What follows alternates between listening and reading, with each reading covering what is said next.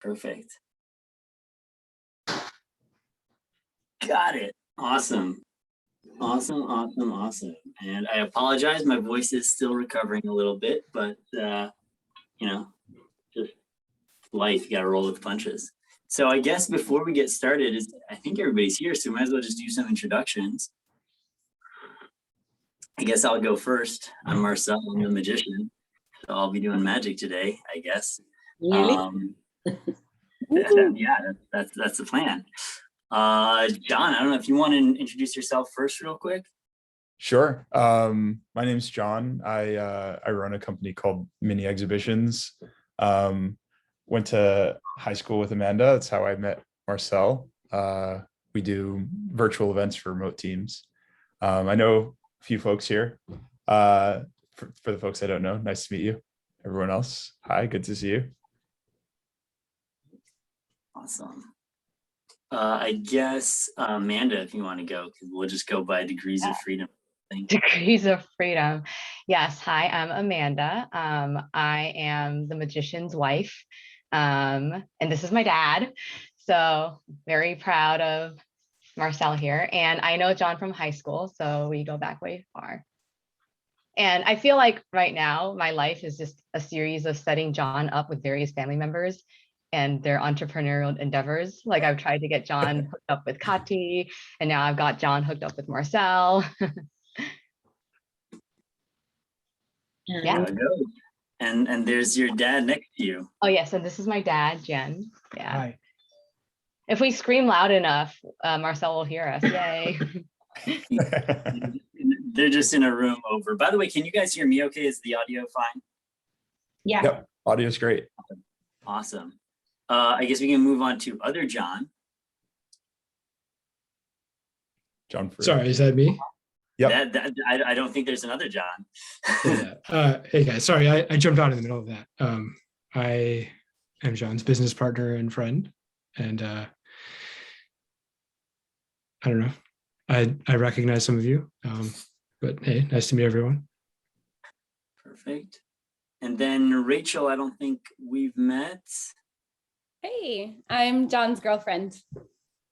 Which one? Nice to meet you. Yeah, which John? You have to The be first John. The first John. Okay. Perfect. Then Mom, if you want to introduce yourself. Yes, I'm Mom, Kati. I produce this guy. So I am very proud of him, and I hope we'll all have fun. And maybe John, the first one, we might hook up too. Yes. It's so nice to meet you in person. Well, as close to in person as we get these days. Yes. Great. Nice to meet everyone. Okay, my two other kids, come on. Yep. Hi. We're muted. Not anymore. Not anymore. I'm Juji. I'm Marcell's younger or older sister. Can't tell. We're on Zoom. I'm older, fine. And this is Donnie. I'm Donnie. I'm his older or younger brother. You just don't know. I mean, he's got more facial hair than me, so. I'm Yvette. I'm the magician's sister-in-law. All right. Is there anybody else that I can't see that has not introduced themselves yet? Ryder is asleep in the next room. He says hi, but he didn't nap at daycare all day. He was so excited about you. I know. Yes. I thought you could see everyone, Marcell. No. I can sort of see people on this screen. So I actually just switched it so on this screen I can see people, but not. Aww. There he is. So good. Yep. Here's the little guy. Awesome. So now that we all know each other, and it's been like we've known each other for years, let's go through and do some fun little superlatives. You guys know superlatives? Those are always great. I prepared this for the idea that this would be for a group of coworkers, which we are not all coworkers. We don't all know each other well, but we'll give this a shot anyway. We'll see how this goes. So we'll just have some fun ones. I have some notes here. So one of the ones we'll do is who here, and you can just nominate yourself. You can just say like, hey, I think this would be me. Who's the most likely to sleep through an earthquake? Anybody think that they would just? Johnny, 100%. I actually have slept through an earthquake. Wow. Okay. All right. Yeah. I woke up, I was 6 years old. I woke up. I heard the earthquake, yes. I was 6 years old and I didn't stay at home. At that time, I was sleeping with another group of people. I mean, not children, grown-ups. And so we were talking about it during the day. Yes, that was an earthquake. I don't know if I understood what it was, but something happened.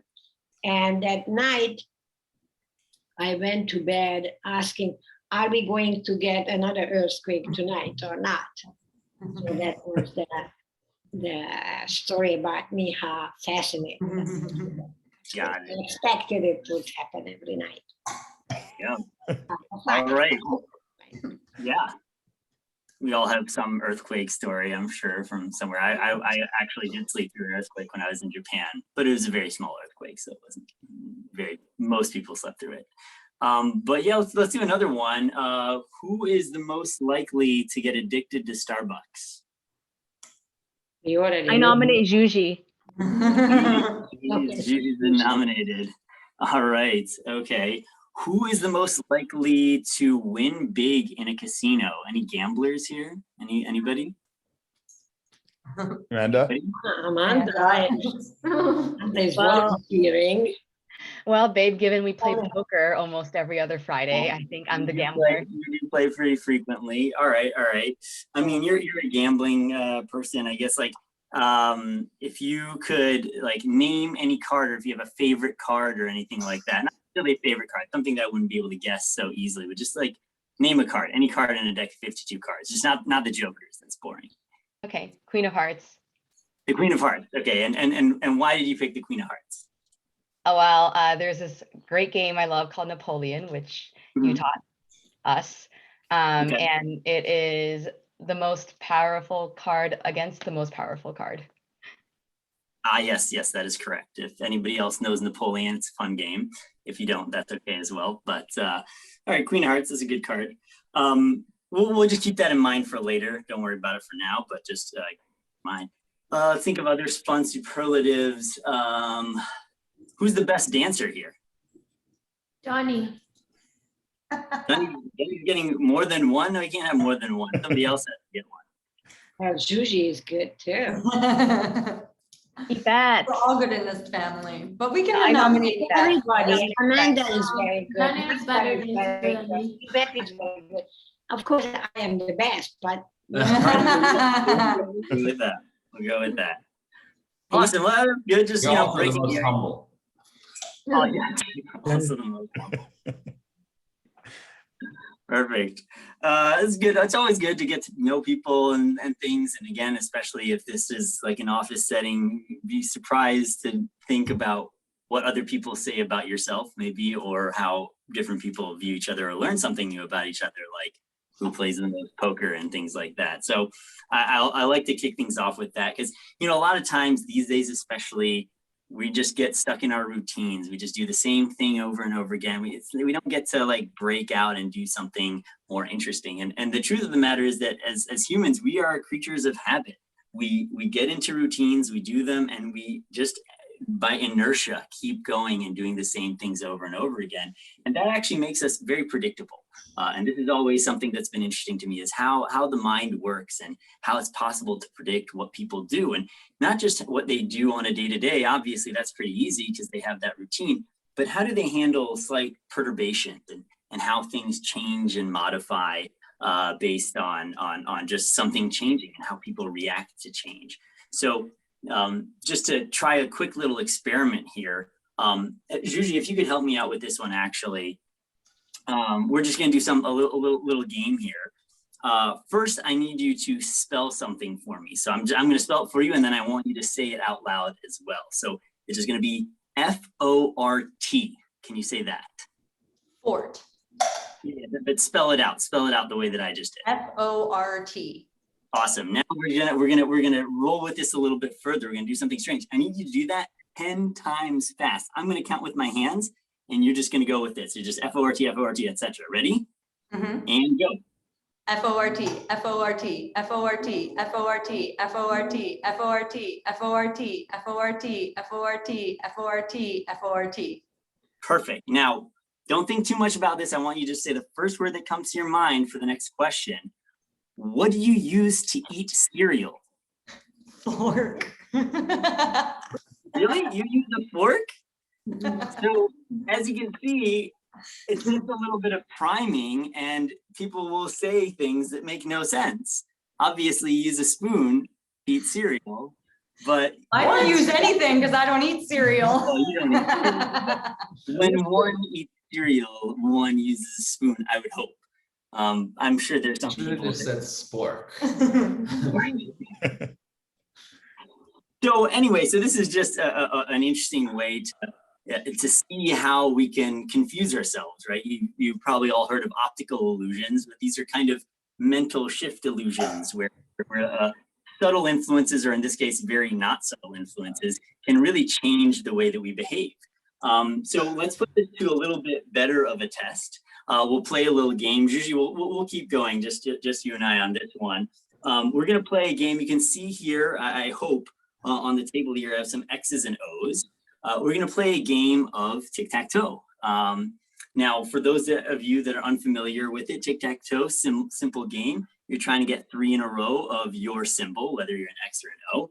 And one of the interesting things here is just how many different ways the game can be played. There are over 2,500 configurations of X's and O's in orders in which that you can play it, right? So if I play here, you play there, or vice versa, that's a different configuration, and all the way through until all the pieces are played. It's a really simple game, but the numbers really add up and can make it a little bit more complicated. So we're gonna play a little game, and you know, maybe, hopefully, I'll be able to influence you in some ways, subtle ways. Maybe the influence has already started, but we'll leave that up to debate.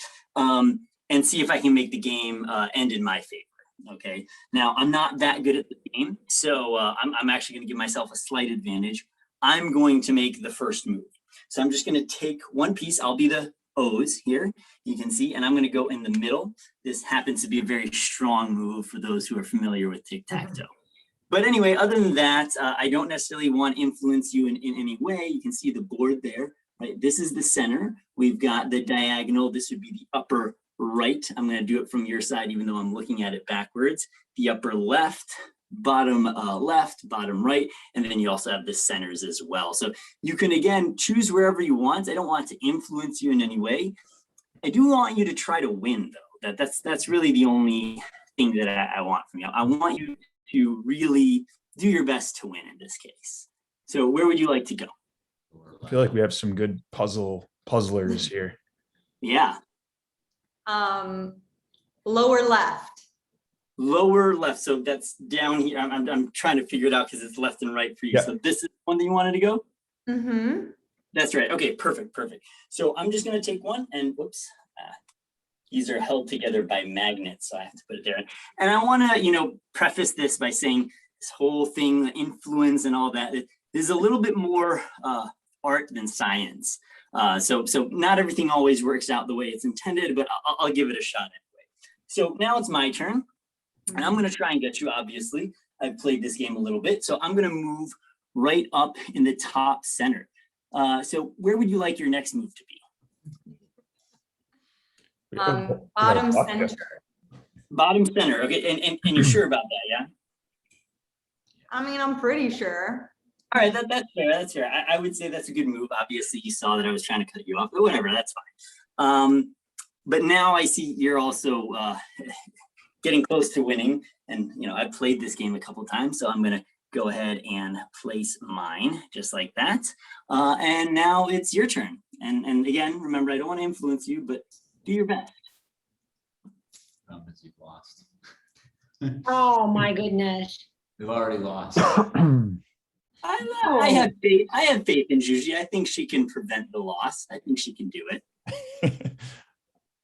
I'm not seeing that far Um, ahead. We have to block you, don't we? Yeah, if you want to get help, you can phone a friend. Don't worry here. Upper left. Well, there's only one place you can go to prevent him from winning right now, right? So upper left. Yeah, upper left. So this one right over here. Yeah. Yes. All right, let's go with that. Very good, very good. All right, let's see. So we've got that. Oh, you're sneaky there. Not only did you prevent me, but you're trying to set up a win. I am going to have to block you right there. That's right.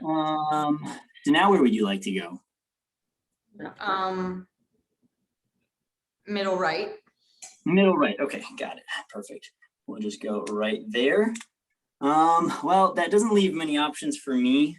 I guess I'm just gonna have to go there. I guess this didn't go exactly as I intended. You know, most of those 2,500 games end in this. It's called the Cats game, which is a draw. So nobody wins. So you did a pretty good job. Like I said, this is a lot more art than science. So hopefully, even though I didn't win, we can make some art out of this. So all of the people have a little image on the back there. So hopefully Wild. kind of go the way I had hoped. Got one right over here for you guys to see. Love that. I said no gimmicks. No. There are no gimmicks. No, that's fun. I love tic-tac-toe, and John, as he pointed out, it's not just a game; it's a puzzle, and I love doing. I love puzzles of all sorts and of all sorts. Since I was a little kid, obviously, that's kind of what drove me to magic. At the end of the day, magic itself is a puzzle. At the end of the day, so that's what makes it really fun. Another thing that brings together kind of that game and puzzle element is escape rooms. Anybody here done escape rooms before? Just raise your hand. I'll just take a look around. Oh yeah, we got John. John's got one. Okay, Yeah, I've all done right. one. You've done one. Okay, I'm pretty all right. bad So at them though. that's all right. That's all right. I mean, Amanda and I have done 61, 62 at this point. So we've done a few. You're getting engaged in escape. Who's counting? We did. Nobody's counting except for the spreadsheet that I keep that rates all of them. But that's just that is entirely a whole other thing. But one thing that's really fun, and John, I don't know if they had this at the one where you were at, but usually in the waiting rooms, they have these little physical puzzles that you can play with while you're waiting before you actually go in. And I had a pretty interesting experience with one. It was this weird puzzle. It's kind of hard to describe. I wish I could have kept it, but unfortunately I was not able to. But I'm hoping I can reproduce it with some cards here. By the way, you know, if you guys, I know it's late, if you guys want to grab a drink while you're watching, you can make the magic more entertaining if you want. As you see, I've already gone ahead and poured myself a red. Deck of cards. I'm a dad, so I have dad jokes too that just make they're very subtle, but not that subtle. But anyway, I'm gonna try to reproduce that puzzle that I saw here with just a couple of cards that I've got in this deck. It was a weird one. It was a very weird puzzle, but it involved kind of these pieces that folded together. If anybody hasn't seen these, you can just look up like physical puzzles. Usually they're wires or blocks and things like that. And usually the trick is you have to like somehow maneuver them to take them apart or somehow maneuver them to put them together. And it's an interesting little puzzle. But this one was a little weird. So it had this piece, one of the pieces was kind of a folded over block of some sorts, but they also had these different colors on different sides. And they were kind of nested inside of each other in this way. So you had something that looked a little bit like this. Actually, it looked, it was a little bit more this way. Yeah, there we go. That's more what it looked like, with one nested inside of the other. Now, I was trying to mess around with it and pull it out because that was what you were trying to do. You were trying to pull one out of the other. And I thought maybe I'll push it through the other way. So I gave it a little bit of a tap, but that's when something really weird happened. Hopefully you can see it. Same thing that I saw in that waiting room, is it seemed to turn around. And I was kind of flabbergasted by this. So I tried to see if I could pull it out a different way. And maybe this was part of the puzzle. I wasn't sure. I couldn't quite get it out. But lo and behold, every time it just in lockstep just turned around like that in the opposite way. So I didn't know what was going on, but I tried to finagle with it a little bit too much. And I ended up actually tearing the pieces, unfortunately. They were kind enough to not make me pay for it. But I had this one piece going this way, and I couldn't get the other half of it out without getting it to go through the other way. So there it was, pulled it out on the other side. There were no other pieces, nothing else was in it when I opened it up. And when I tried to take these two pieces and fit them together, they didn't fit until I actually turned them the right way. And then they fit perfectly. Oh, wow. Real, I still have no idea what was going on. Wow, cool. Fun one. Did you Now- share that experience with them? Yeah, That's I why had they to. didn't make you They pay didn't for it. believe me. They didn't believe why it was broken. It was weird. Magic. Yeah, this is the tea break, and it's only slightly an advertisement for Google, but you don't need to for that. Alrighty then. It really helps with the throat, with the voice. So I love puzzles. I love the psychology of magic. For those of you that don't know, I think it might be Amanda and my family should know this, but for those that don't, I actually taught a class on magic when I was in college at Tufts University. They had a program where students could teach classes on just about anything. The curriculum approved. So I actually went ahead and taught a class on magic, and most of it was about psychology, about kind of the pitfalls that our brains fall into as we're going about our day-to-day lives, and how magic really just kind of exploits that in a fun, entertaining way, as opposed to anything malicious, right? But one of the interesting things about people and what we find really important as part of our lives is just how we make choices, right? We think of ourselves as kind of decision-making machines. Like that's what we do from day to day. What are we going to eat today? Where are we going to go? Who are we going to hang out with? All of those things, where are we going to live?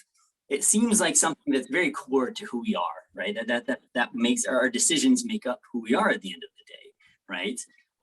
So we really think of ourselves as that being so essential, that free will concept. But if you look at actual research on this stuff, it's a different picture.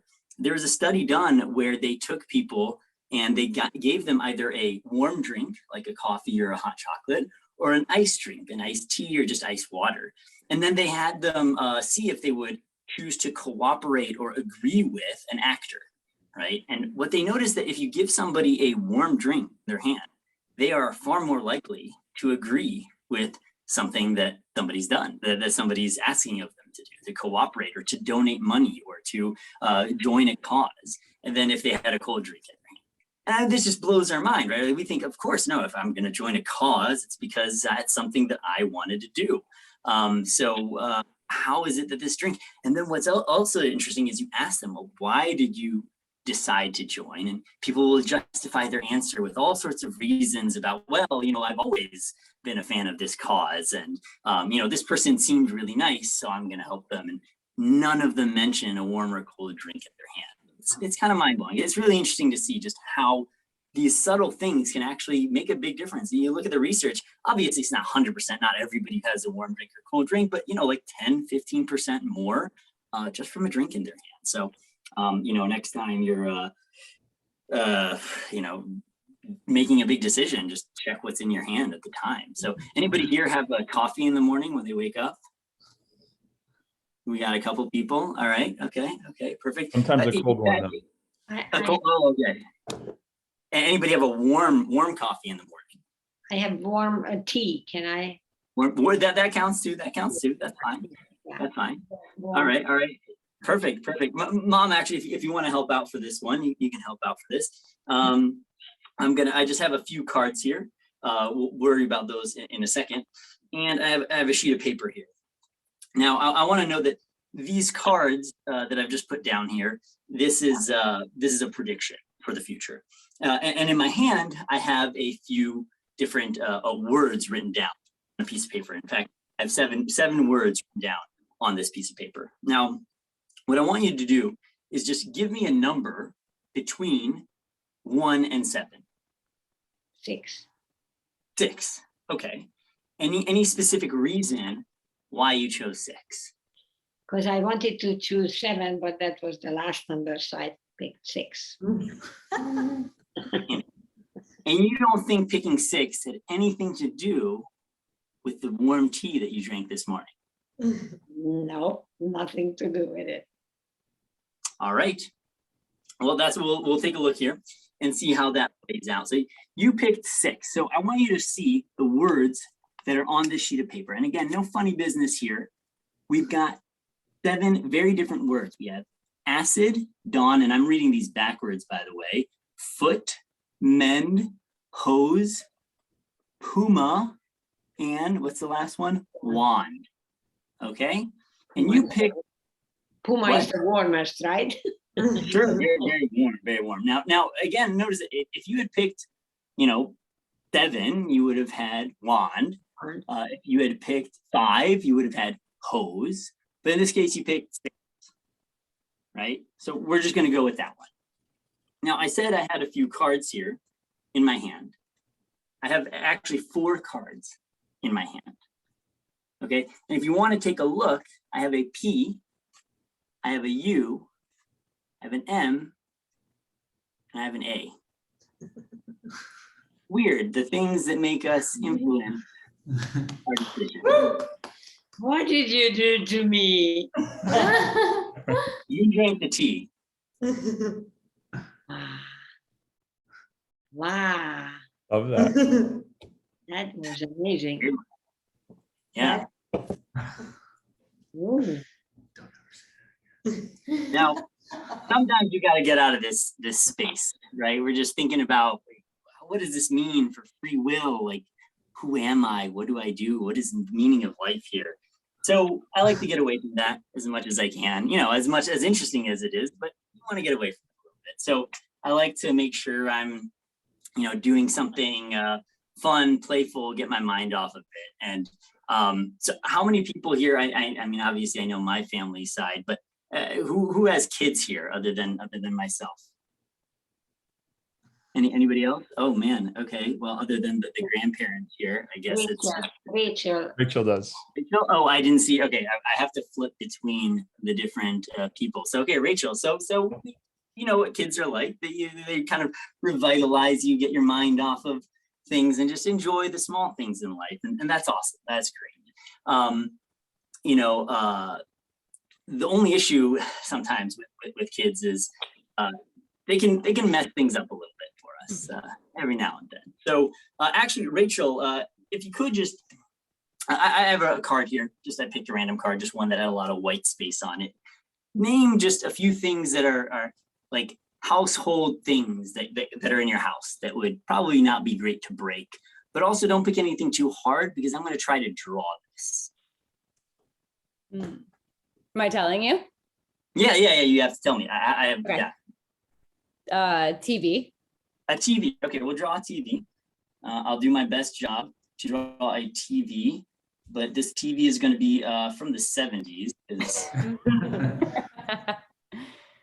That's a good TV, right? Is there anything on the TV? Should I draw anything on the Can you TV? change the angle on the bottom a little bit? It's a little. Well, Storybots? I'm sorry, what's now? Can you draw storybots on there? Do you know storybots? I don't know storybots. No, it's a good show. No. When Ryder's a little A older. stick probably. figure on the inside. You need the stick figure on the inside. I mean, I can draw like a robot, I guess. We'll do it like this. There's a robot on that. Perfect. Perfect. We'll go with that. We'll go with that. Now, the reason why I had you pick something like that, obviously, if you were here in person, which unfortunately, Zoom times, none of that, but I'd have you write your name on it, right? So the point is, I didn't know you were going to say TV or robot or anything like that. There's no way I would have known that before, but if we need to now, we can recognize this card in the future. And I'm just going to let that dry a little bit. Perfect. But kids, you can't have nice things with kids. They're going to mess it up in some way or another. They might take that TV and just kind of, if it's a flat screen, maybe fold it in half. not the greatest thing that could happen to your TV, but at least maybe sometimes they'll fold it into quarters. Not great either. But you know, we make do. But sometimes they really tear shit up, and it's you know, that's just life. You have to deal with it when you have little kids. But that's not always where it ends. Sometimes it gets really lit. I think I have here, yes, a eco-friendly lit. We've got a little torch here. You see that? And sometimes we really just gotta light it up real good. Here we go. We're just gonna get a nice little. Don't burn our house down. There you go. I'm like 1 floor above him right now. Magic. Oh my God. Now, I wish I could give this to you, unfortunately, but for now, we're just gonna have to lay it right over here. Keep that one. What about Nice. my Puma? Do you have my Right by Puma? the Puma, yes, the Puma is right underneath it. Don't worry. We've got all of them. Hopefully get a little home for all of these in a second here. I wish I could do that with actual stuff, but just card. Can you do it tomorrow in person? With the Puma? With the Puma, we'll do all of them. You don't pick Puma again. All right, yeah, so, you know, again, the joys of having kids, just keep everything safe and don't give them anything expensive. They love phones because we're looking at phones, so they're looking at the phones. It's crazy.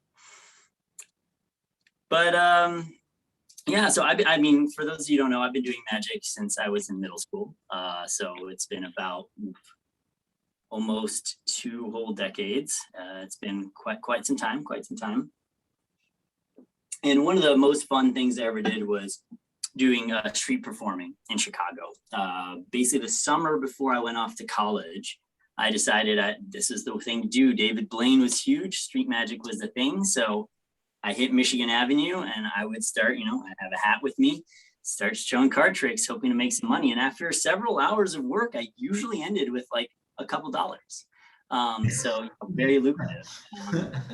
But I wasn't the only one out there trying to hustle and make my way and get some cash. There's some other people doing it in a, shall we just say, less reputable way. In fact, who here is familiar with 3-card Monte? Anybody here familiar with that? What that is? You probably know what it is, and I'm just seeing if anybody's hands are raised here. Even if you haven't heard it by name, you probably know what it is. And it comes in a whole bunch of different forms. But essentially what it is you have 3 objects, either 3 cards, and one of them is different, or 3 shells or cups, and there's a ball underneath one, and you have to find the one that's different. So for today, I got 3 quarters. So we've got this one, little George Washington, just like that. We've got another one right over here. And I saw some people doing this in Chicago, and first of all, it's a hustle. It's pretty hard to win, but you know, sometimes people still try their luck at it regardless. Now they're identical, so we're gonna mark one of them. I'm gonna get one of these, and this one is going to be the money coin. So we're just gonna do an M here, just like that. M for money, M for Marcell. And who did we say was the big gambler here? Amanda. I think we landed on you. Yes. Is that right? Okay, Gambled so away all our money, sorry.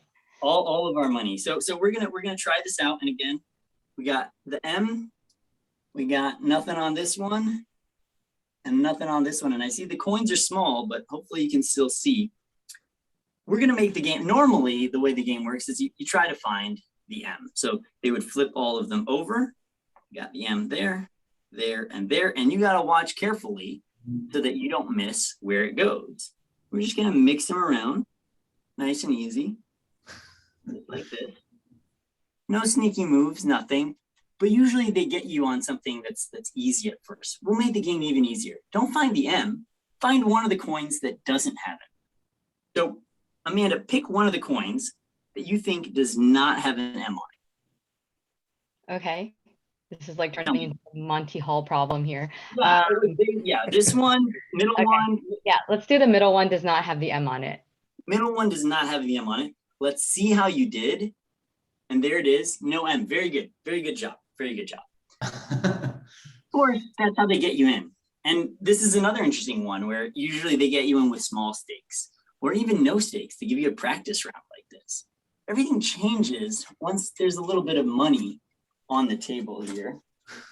If I can There's grab already a little bit of money on the table. 70%. there's already a little bit, but you know, the coins are not the same as actual dollars. Right? And I'm not even going to say Money. what? Yeah, it's a lot of money. It's a lot of money. But actually, that's the funniest part about this is studies have shown that it's not even that there's a lot of money. It's not even necessarily that there's money at stake. It's just if there's money presented on the table, it can really mess with you. You know, just doing simple tasks, even relatively easy tasks, can be failed just because there's money on the table. So you know, I'm going to actually take this coin and get it out of here, right? So Wait, one of can the you show one both sides? show, Okay. yeah, both sides, no M on it. Okay, now we've just got 2 coins, okay? But it's a 50-50 chance. Which coin has the M on it? Again, I might just swap them one more time. Which coin has the M on it? The one that's closer to the wine glass. This one. Yes. And you're sure about that? I mean, I wouldn't bet like my life on it, but you know, That's probably- I'd bet $1. We bet $1. But remember, we're not betting. The money is just on the table, okay? And it looks like in this case, unfortunately, there is no M on this coin. It's because you're a magician. Yeah, I mean, the guys that play this usually are. There's also no M on this coin. Remember, this is called 3-coin Monty. There's only 2 coins here. But in this dollar, we've got one with not a W, but an Wow. there it is. Money just changes everything. Changes our perception, changes the way we behave. It makes us nervous. You just have to be careful when it comes to money. All right, we'll just put these over to the side. We're collecting little souvenirs here that I would love to. Unfortunately, not this time.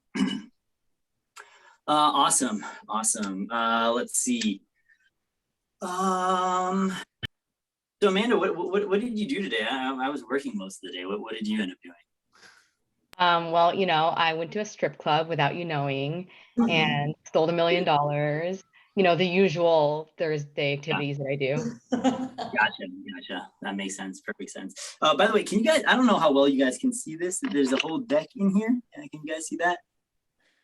Well, not a whole deck anymore because you've taken some I cards. took a few cards out. That's true. Dan, you always were the stickler for accuracy here. And while we're going at it, actually, Amanda, if you could, give me a number. We don't have the full deck in here, but you know, something between, let's say, 5 and 35. You could just give me a number. So I tell you the number? Yes, you're gonna tell me the number. Okay. I'm gonna go with 8. 8. Now, again, you know, you said a few things that you did in the morning, but why did you pick 8? Because I'm Chinese and 8 is a lucky number. Now, we talked about this. That is the reason that you're backing into 8. But are you sure that's really the reason why you selected 8? I have a cold drink in my hand, so I'm unhappy right now. Maybe that's the reason. I don't know. Maybe that is. But anyway, you picked 8. Okay, so we're going to go through 8 cards in this deck. So we've got 1. We've got 2. We've got 3. We've got 4. We've got 5. We've got 6. We've got 7. And then we've got 8 over here. 1 card is a blue card in this deck. You see, the others are all red. Yeah, I can really show you all these cards are red right here. And I mean, at the beginning of this session, You named one card.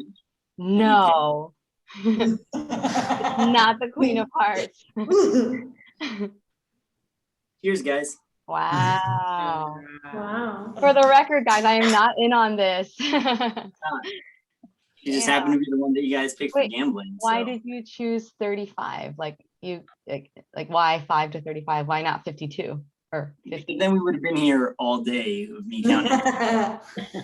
So if I This chose guy- 35, would you have counted to 35 cards? Maybe. We'll never know. You chose 8. But here's the craziest part about this, guys, is it's also not just good that she picked 8. It's also really good that she picked the Queen of Hearts, because if she did not pick the Queen of Hearts, I would have been in a lot of trouble. Because not only is this the only blue-backed card in this deck, it's actually the only card that has anything printed on it in this. You see, all of the cards here are completely blank. Not a single one of them has anything on it. Oh, wow. Wow. I said no gimmicks. No gimmick. If there's any gimmicks involved. Of course not. All right, look at this little I museum. feel tricked. Maybe you tricked me into marrying you and I've been tricked this whole time. And the baby and it's all one mirage. Did you sleep last night, Amanda? I don't know. Maybe he tricked me into believing I slept, but I didn't. Yeah. So, again, for those that know me, they know that card magic is how I started. That's my bread and butter. I am never without a real deck of cards either. This one actually has cards in it. Don't worry, nothing crazy here. And it's so much fun to do card magic in person. I love, handing cards to people, making cards go from one person's hand to another person's hand. Those are really fun. Unfortunately, I can't do that here, but I can do at least what I consider one of the true classics of Magic, which is taking a shuffled deck and then finding the 4 aces in that deck. And it's obviously classic for a good reason. It's a fun one. And some people could quickly go through the deck, but I'm not going to do that. I'm going to find it by peeking like this. Boom, I just found where all the aces are. Yeah, it's just a quick technique. It's called cheating. So you just do that at a poker table, nobody will ever notice. But then now that I know where they all are, I have to cut to the aces. So I like to do that in dramatic and kind of fancy fashion here. So I'm going to cut the cards this way and around that way and around this way and around this way and around this way and this way, around through over here that way. And hopefully in a dramatic reveal, we have a joker. I said I was going to find a joker, right? No. But it's basically like finding an ace, right? Because jokers are wild, so jokers can be any card. And in fact, with just a little bit of a shake like that, hopefully we can get that ace of diamonds as our first ace for the evening. And hopefully this will stay in frame. I like to keep this as much of a little museum going on in here as possible. So we'll keep that ace over there. So now we've got 3 more aces that we have to find. We'll do the next one with another fun, fancy cut here. I'm going to cut the cards this way and this way and this way and around this way over the top. It's called the butterfly cut. And hopefully, again, with any luck, I should find the, it's a joker again. I did say I was finding the 4 jokers, right? No. You're a joker. Thanks. Echo. I mean, I am a magician. I should be in clown school. So. But we're gonna take this joker. Like I said, it's wild. We're gonna turn it into an ace. So we're just gonna take the joker, and if I put it on the table and rub just like that, hopefully this time it turned into the ace of clubs. You see, it actually works backwards too. I can take the ace of clubs and put it on the table. And wait a minute, hold on a second. Let me just do a couple more cuts here. We'll cut the cards around this way and through this way, over this way, and that way, around and in. And maybe this time I did get the joker again. Great, fantastic. Okay, so we'll do this a little bit differently this time. We'll take the joker just like this, And maybe a couple spins around. There we go. We've got the ace of clubs. Fantastic. Okay, so that's 2 down, only 2 more to go. Let's see if we can get the next one in equally dramatic fashion this time. Yes, we'll give the deck a couple of cuts like this. And I know what the problem is. I was trying to make it go to the top of the deck. That's not where it is. Now it's on the bottom of the deck. The ace of, it's a goddamn joker. Okay, here we go. Now we're gonna take the joker. And this one you gotta watch quickly, otherwise it is going, you're gonna miss it. It's only gonna take a second here, but we're gonna take that joker and turn it into, yes, there we go, the ace of hearts. That leaves not a lot left here.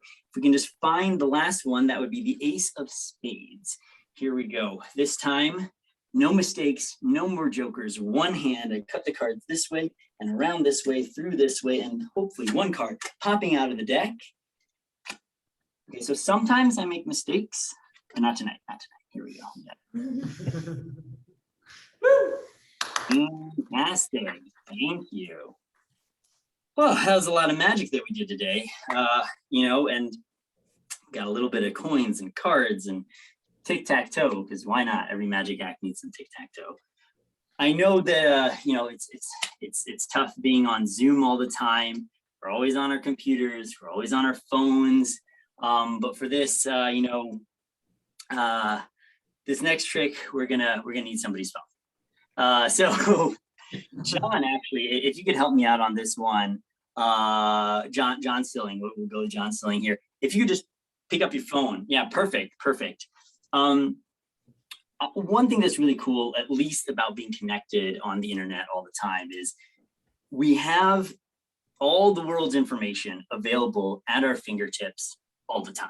And that's pretty fantastic. And I would say probably the single greatest source of information is going to be Wikipedia. I mean, just the vast amount of data on there is incredible. It's just insane how much information there is. Let's see, and they update this all the time. Obviously, there's always more being added to it. Could you do me a favor and go to Google on your phone? If you could just pick up your phone, go to Google and type in count of words on Wikipedia or something like that, like how many words there are on Wikipedia. Hopefully the first result should be a website, I think it's called wikicount.net. Are you seeing that? Words on Wikipedia. Yeah. Number of words on Wikipedia, does that work? Yeah, number of words on Wikipedia. Yeah, Okay. Let's see. I think there should be a website that keeps track of this. Yeah, it looks like Wikipedia has their own page for English. English Wikipedia has 3.9 billion words. Is there one that's a wikicount.net? Wikicount.net, yeah. How many articles are there? Let's go on that one. Yeah. And can you just show your screen to everybody, see what it is? Yeah. Let's take a look there. Yeah, so you can see that we got 6,390,000. Okay, that's a lot of. That's it. What does that say there? Is that the number of Articles? Articles. Okay, and what does it say underneath that for the number of?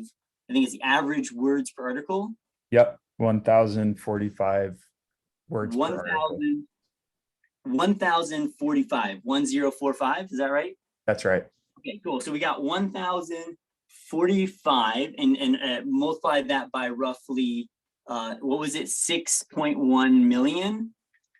6.4, 6.3. Either way, we're getting roughly something like 6 some odd billion words total on Wikipedia. That's just like an insane amount of information, right? So John, what I want you to do now is there's a little link down there that says like go to Wikipedia. Yeah. Yeah, if you want to click on that, just go to there. Yeah, and you don't have to show me your phone. All right. Hopefully this won't. Yeah. And it's what? Oh no, I'm here. I'm there. Okay, perfect. There's a little magnifying glass in the upper right. If you just want to search for just anything, don't tell us what it is. Don't tell anybody around you what it is. But I want you to search for something on Wikipedia. It could be an animal, it could be a place, it could be music or something like that. Just go ahead and type into that search bar something and then just go to that page. All Okay, right. and when you're done, go ahead and look up. I'm done. Okay, perfect. You can just So yeah, actually, so just look up here for a second. What I want you to do is I'm going to give you a couple instructions, and then on the count of 3, you're just going to go do them. Okay. So real straightforward. What I want you to do is I want you to, when I count to 3, look down at the page, kind of scroll a little bit, but pretty much at random, I want you to find a word that is on that page. Okay, but let's make it a big word, something that's at least 6 letters long, and not something that would give away what article it is that you're looking at, right? So, if you picked a musician, it shouldn't be like, the name of their song or something like that. Like, don't do anything like that. So, a pretty random word, but something that's big. Okay. Okay. Ready? And don't. And then just look back up. Ready? So 1, 2, 3. Grab a word. You got it? Let me choose one. Yeah, just Okay. a random one. Okay, you All got right. it? Okay, and go ahead and put your phone face down on the table. Perfect. So you selected an article, and that was something of your free selection. And then you kind of picked a random word, right? Yes. Perfect. So now I think one of the things that's interesting is we've done a lot of magic here. We've talked about superlatives. We talked about different things that we've done. Hopefully, I should be able to deduce kind of what it is that you selected. So I'm going to have to ask you a couple of questions and try and get into your mind and see if I can figure out what you might have selected. So first and foremost, are you left-handed or right-handed? I'm a right-handed. You're right-handed. Okay. All right. That helps a little bit. Unfortunately, too many people are right-handed, but okay. Are you more of a morning person or a night person? I guess a night person. Night person. Okay. What kind of hand in hand with that? Do you prefer to shower when you wake up or shower before you go to bed? When I wake up. When you wake up. Okay. All right. Okay. Fantastic. Yes or no question. Pineapple on pizza. Yes. Yes. Okay. Very good. Very interesting. Fantastic. And chocolate or vanilla? Chocolate. Chocolate. Okay. Good. All right. Hopefully, I think I'm getting a sense here. I'm getting a sense based on what I know about you, about what kind of word or thing you could have gone for on Wikipedia. I feel like it was something pretty simple, something pretty ordinary. Yeah. Did you search for dog? Are you fucking kidding me? Marty, what are you doing there? Hold on. Mom's like, Okay. Wait. Before we go on, you also picked another word on that page, right? I did. You did. Okay. Now this is a lot harder for me because you picked dogs. It says something about who you are as a person, right? You selected that. So if I figure out enough about you, I can figure that out. But this word was pretty random. You didn't really select it so much as you just found the first word that was big. Yes. So it's definitely a little bit harder. So I might need a little bit of help here.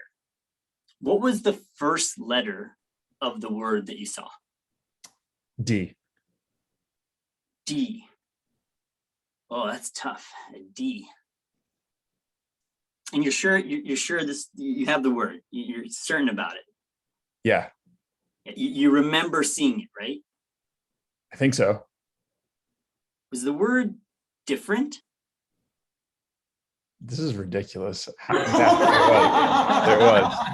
Here's the thing. So this is where it gets a little strange because I put you on the spot. There's a little bit of pressure on you. I know it's a little crazy, but I actually don't know if you saw the word different or not. I know you have that memory. But one thing that's interesting is depending on stress and things like that, we can actually create false memories sometimes. It is something that happens.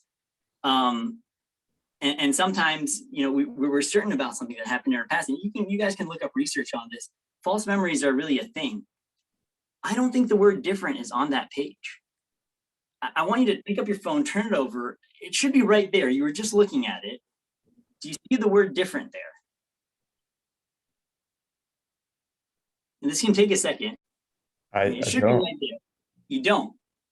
And sometimes that happens, and crazy things that could be going on in our minds sometimes. And you guys can all check, like you I don't guys even. can on Wikipedia as well. But don't worry about it. I think there's a Wow. message we something here. So like I think especially now with COVID, we always want to take a little mental break sometimes. Sometimes we got to de-stress a little bit, have some entertainment, grab a drink, take some time off, take some time to reflect for ourselves and reach out to friends. Zoom is the best we have right now, but if that's what it is, then and you can take a moment to connect with others, really take that opportunity. And I'm so glad you guys are all here to see this first rendition of this show. That's going to be the end of it for tonight. Thank you so much. Oh, geez. Bravo. That was awesome. If you think you can get away with this.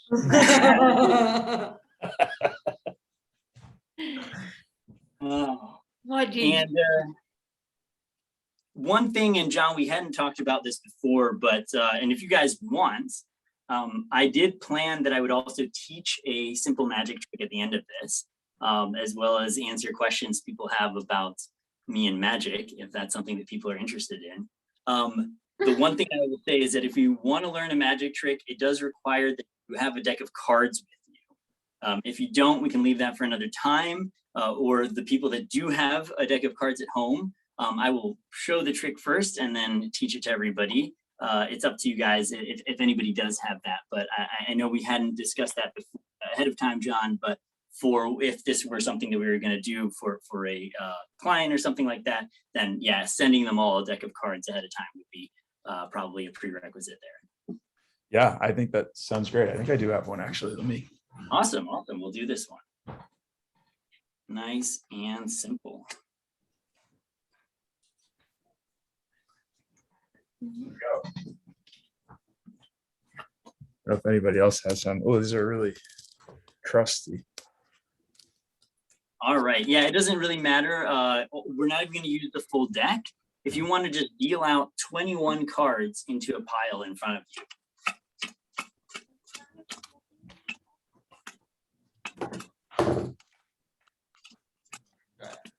Perfect. Anybody else following along here? Hold on. Hold on. Wait, we can wait. We can wait. No rush. No rush.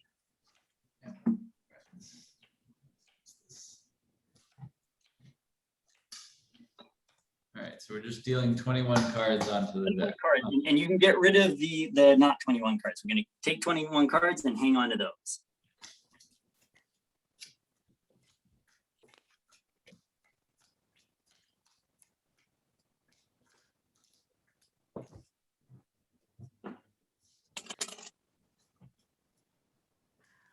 All right, let me know when you're ready. All right, so again, this trick really, it happens at home. So that's a nice thing about this. After you guys learn this, you can impress your friends and colleagues over Zoom as well. So this is how really simple. You're just gonna kind of follow along with what I'm doing. We're gonna take the cards, the packed cards, and deal them into 3 columns. We're gonna go 1, 2, 3, and then down 1, 2, 3, 1, 2, 3 until you run out of cards. Just like that. Perfect. So now, are we all there? We got the three rows or 3 columns rather. There should be 7 cards in each column. That's 21 divided by 3. I'm also a math guy. Once you have that, what I need you to do is, again, with Dunny over there, 3 of you, only one of you is going to select a card, but you're going to select a card in your mind. So don't tell anybody what it is. Just select it in your mind. And John, if you've got your own card as well, you've got it in your mind. So you just take note of it and take note of which column it is in. So for example, I'm just going to pretend here for a second, if I had selected the king, then this column over here, the king of spades, would be the column. But you don't tell me your card, and that's not even the card I'm going to select. I'm going to select a different one. Whatever column it is, we're going to collect all the cards and put the column that it is. So in this case, for the king for me, I would put it in the middle in between the other columns like that. Okay. I'm going to put a different one in there because I didn't select the king, but you pick whatever column it is. Nice. Great. Now we have the whole deck again. Any questions? We good? Who was supposed to select the card? Dunny has one in his Oh. mind, right? Okay. You got it in your mind. Fantastic. Now we're just going to deal out 3 columns again. 1, 2, 3, 1, 2, 3, all the way down until all the cards are dealt.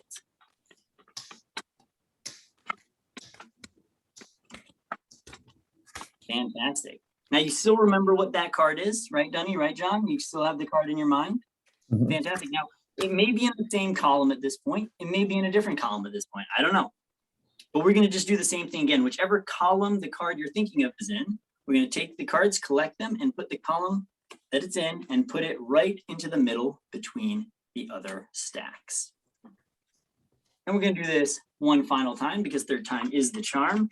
We're going to take and deal out the cards once you've stacked them together like that, and deal out 3 columns. Fantastic. Are we all there? We've got the 3 columns dealt out. Getting there. Perfect. Now, again, whichever column your card is in, we're going to take that column and sandwich it in the middle of the other 2 columns. And now we're going to do something different. We're not just going to deal out the cards in 3 rows. You're going to follow after me, and hopefully you can see the table. We're going to take the deck like this. We're going to put one card right about in the middle of your table like that, if you can.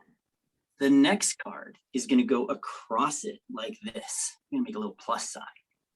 Now we're going to deal cards to make an octagon. So 1 here, 1 on the other side, 1 over here, 1 over there, 1 over here and here, 1 over here and here.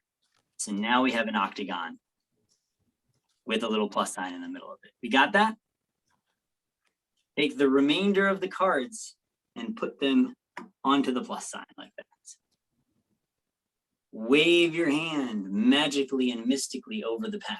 So you have to do that. I did. Snap your fingers and turn over the top card. Of course, I selected the Joker because I'm a Joker apparently. But did we get your card, Dunny and John?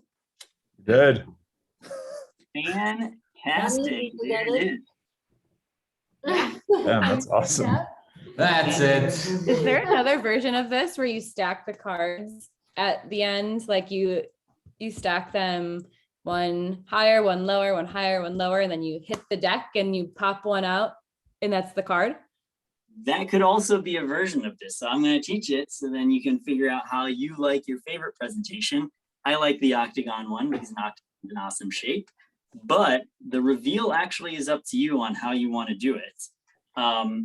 This one works nicely because it works over Zoom. I think the one that you're talking about would have to be done in person, right, Rachel? Yeah. Yep, that's always a fun. There's so many fun ways to reveal a card, but for now, we're just going to go over this one. And again, once you know the method, you can spice it up however you want. Really, at the end of the day, the cool thing about this trick is that it just works, right? Notice that I didn't have to do anything for you guys. You guys didn't have to interact with me. It just works. You have 21 cards, and I'm going to show you guys, again, picking the Joker, but I'm going to shuffle it in a little bit, and you'll see just kind of how it ends up always in the right place. So I'm going to deal out the cards again, and you'll see the Joker right there at the top is going to be the card that I select. And the fun part about this is the way that the math works out, that card is just going to keep going closer and closer to the middle. So in this case, it's already in the middle column. So I'm going to select all the cards and put it into the middle column. But now I'm not going to deal the same columns. I'm dealing across. So what's happening here is because it's in the middle of the deck, it's going to be in the middle of my columns, not I don't know left to right where it's going to be, but I know it's getting closer to the middle row of those columns. So as I keep going, lo and behold, there's that Joker. It was at the tip, the top over here, but now it's closer to the middle. 1, 2, 3, 1, 2, 3, and I just keep going just like this. And because it's already in the middle, now I'm going to put it in the middle column yet again, which is going to put it even closer to the center. So here we have it. 1, 2, 3, 1, 2, 3. In fact, I know it's going to be the 4th card in one of the columns. There it is. The Joker is the 4th card, in my case, on the left column. And we're basically set, we're done. Because it's the fourth card in its column, when we put it into the middle, it's going to be the 11th card in the deck. From the top or the bottom, it doesn't matter. There's 21 cards. So the 11th card is the middle card in the deck. So you have as much fun with whatever voodoo it is that you want to show off now. And just as long as you make them turn over the 11th card, they're going to be blown away. So the way that I was doing this, the way I think Rachel was alluding to is you can take some cards and kind of deal them into various piles.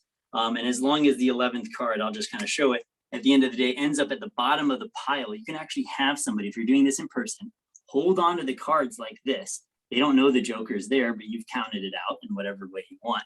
And then if you hit the cards out of their hand, the bottom one is always going to be the one that's left. They turn over their hand and there it's the joker. So if you're doing it in person, you practice that one with somebody so you can see how hard you need to hit it and all that, and how you want to deal the cards so the 11th card is in their hand. Because if you put all 11 cards in their hand, that's a little bit hefty. You probably don't want more than, let's say, 6 cards. So you deal half of the cards in 2 different piles and then give them one pile and they put it in their hand. However you get to that 11th card. And the cool part about this one is they never named their card. You have no idea. They're doing all the moves themselves. So it's a really good one. You and your friends work on the presentation. That's it. Okay, questions. Questions, yeah, anybody questions about magic, Puma, about psychology? How Most did- of the studies I mentioned, by the way, are real studies. But anyway, questions? how did you do the Puma? The Puma. I just Magic. had a prediction this morning. Come on. Does the tic-tac-toe one work? Because tic-tac-toe is basically deterministic. So like you can just rotate the board to, so like whichever, like if someone's trying, you assume they're going to play in the corner, then you just put the right corner in the bottom and then it just like fills in the rest of the picture. But what if they didn't place it in the corner? Yeah, I was thinking about that. You must have to know which one to select off the table to put in the corner based on what corner they choose. I'll just say you guys have the right idea, but there's Yeah. some details. to be worked You could out. have extra pieces, couldn't you? So you could have like redundant tiles from the Mona Lisa. They were sitting on the That would table be- the whole time. That would be very gimmicky. Yeah, but you get it sleight of hand. Ah, of course, I could. Yeah, but No. Any questions not related to how these tricks are done? That's a question. What does Google play into all of this? Google doesn't. They just employ me so that I have a roof over my head so I can practice tricks. Did you Also- make also- wikicount.net or whatever? I was thinking that too. No, I did not. I did not make WikiCount. Why don't they give you? That's not some code advertising? injection thing. No, there is something funny there. I noticed the URL was like slightly different from Wikipedia. You're on Wikipedia. There's some funny business there, but that was still unbelievable. I was like, that was. I'm very, very, very curious how that worked. Half the people here are just gonna start Googling stuff tonight. Dog. What does it mean? I mean, I know it had everything to do with your really important questions that you asked. I mean, I was really just trying to get to know John better so I could figure out what he was going. It's the beauty of magic. You really get to know people at a new level. Yeah, chocolate is obvious. Chocolate. Well, he Anybody chose puts chocolate. vanilla is crazy. Absolutely insane. Well, then if it's vanilla, then it's cat. Yeah. There's an algorithm here, I'm sure. You just, the decision tree. You just go down, yes, this, no, that. It's 20 questions, really, just in reverse. So, Great. for those who don't know, you taught a class, but even before that, you were doing performances in front of audiences. Well, yeah, that was part of being a magician. And yeah, so I taught a class that was actually 2 years after.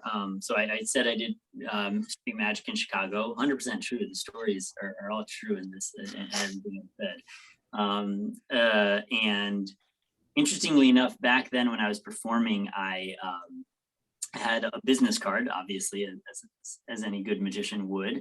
And somehow that business card made it about an hour north of where I was living to my 6th grade drama teacher from where I was living, whatever, almost a decade earlier. And she saw it. And so she sent me an email saying, hey, I am now engaged to one of the most well-known Chicago magicians, and they run a competition every year. You should enter. And I was like, that's really random. I don't know how you got my business card, but I was way too concerned that I would actually go and compete in a magic competition. I'd never done anything like that. I'd done a few gigs every here and there, but I didn't really know where I stood. So I went and watched the competition, and then I said, psh, I could do this. So the year afterwards, I competed in the Chicago chapter of the Society of American Magicians competition, and I got first place and Audience Choice Award. So worked out nicely. I'm really glad that they got in touch with me. And then I ended up meeting with that magician. So my drama teacher's fiance, they're now married, obviously. And he actually helped me prepare for this show. So he's probably the closest thing I've had to a mentor. Yeah, because I was like, hey, look, I don't do a lot of tricks that play well over Zoom. Point me in the right direction, get me started. And so he recommended a lot of these things. In fact, the 3-coin trick that I showed is his invention, not just his suggestion, but he actually invented that trick. And he was kind enough to point me in the direction. I was like, yes, I'm going to do that one. Yeah, and here we are. Cool. He's still doing it, I guess, but he can't do it in live He performance. says that he just did his first live performance a few weeks ago, Yeah. since COVID. But he did the same thing. He had to pivot to doing Zoom performances for a long time, but he was able to. Do you have a like a signature trick, or like I guess a favorite trick? I do have a few. They're all in-person tricks, unfortunately. So they did not make it to this show, but I definitely have a few that a couple. I would say there's 1 or 2 that I would say are the ones that I've done for the longest, and I've kind of put my own spin on them, my own character to them, that have become near and dear to me. The ropes. No. The rope. So the ropes is probably not my favorite routine nor my signature routine, but that rope routine is what I won the competition with. That was a stage magic competition, so I needed to do something a little bit bigger. There's about 200 people in the audience there, or 150 people in the audience. So my little card tricks would not do. But my favorite type of magic is still to do card tricks in front of 5 to 10 people. At a table or just standing around. That's still my favorite, just because you get to really, be up close and personal. I get to hand you the deck at the end, prove to you that there's no gimmicks involved, and just have the magic happen in your hands, which hopefully in your minds is the next best thing, but it's more tactile, which I like.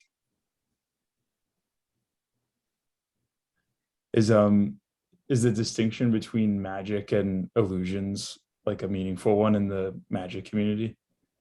I think from a technical perspective, yes, in the sense like when I hear, as a magician, hear illusions, I think of like, sawing a person in half or floating on stage. So like grand illusions, or illusions would be short for grand illusions. So big things, making the Statue of Liberty disappear. But from a like philosophical perspective, I don't really think so. I think that's just semantics at that point.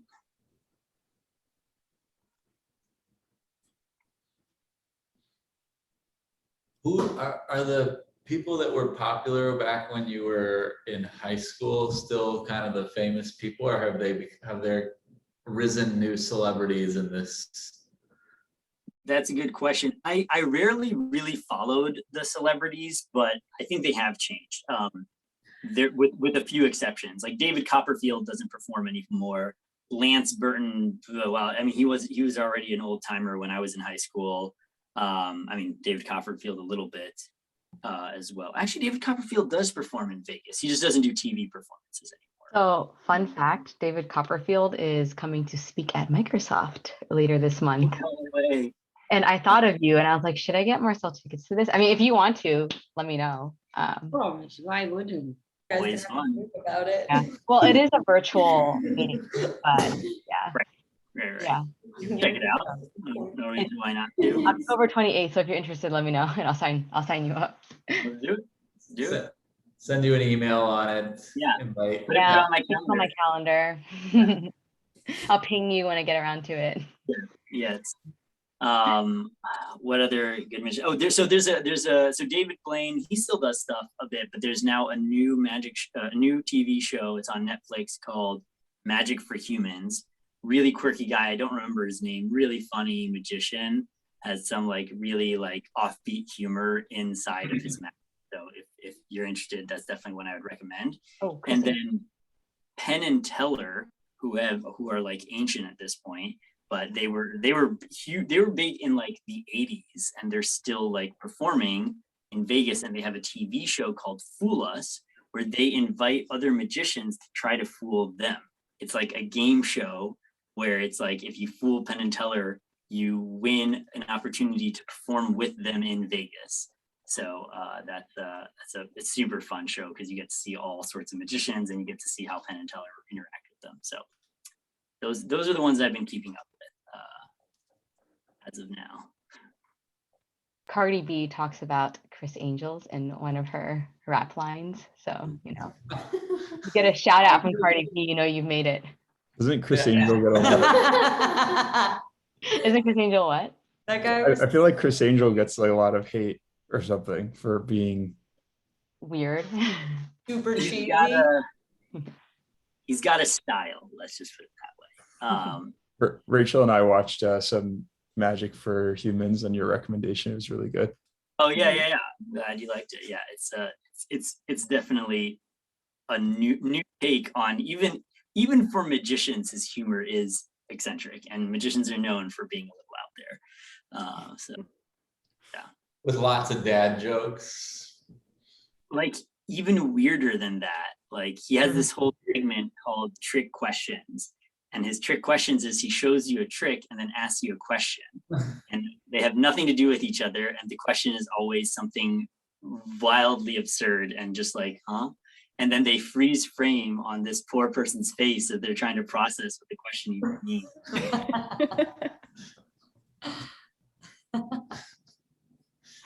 Oh, television. So Yeah. great.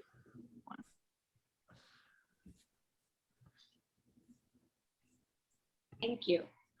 It's awesome. Awesome. That was great. Thank you for inviting me. So are you gonna do something kind of like this, but now for like for corporate Zoom parties, basically? I mean, let's ask John. Yeah, John. that's No pressure. fun. That's the plan. We've been talking up our magic in beta to some of our customers, and folks seem pretty interested. So yeah, I'm feeling good. Can't wait. It's ready. We're ready to go. Are you going to wear tuxedo then? No, I figured you'd go with the Steve Jobs look, Flash the Google mug. Well, like shave your head off, but, No, not that Steve Jobs. Go back in time a little bit. Oh, okay. Oh. Oh, that was really awesome. I'm gonna be Is thinking about 100 ratings part of a trick? 100 what? 100 ratings? 100 ratings? Oh, okay. Maybe I'm following a red herring. Never mind. I was looking for code injection in wikicount.net. Then I found another website on the same server. Ratings, wink, wink. Ratings? I don't know. You got to send me that link now. I don't know. Yep, it's on the same DigitalOcean node. Oh, Sorry. Sorry. is awesome. I'm really excited to do more, Marcel, and I'm really appreciative. That was a really, really fun time. Yeah. Glad you guys enjoyed it. Excited to do more of it and show it to anybody that will view. As Marcel's business development manager and agent, I Yeah. actually have another idea, but I'll text you guys separately about it. I'm basically I'm like trying to pimp Marcel out right now. I'm like, Marcel has this other skill.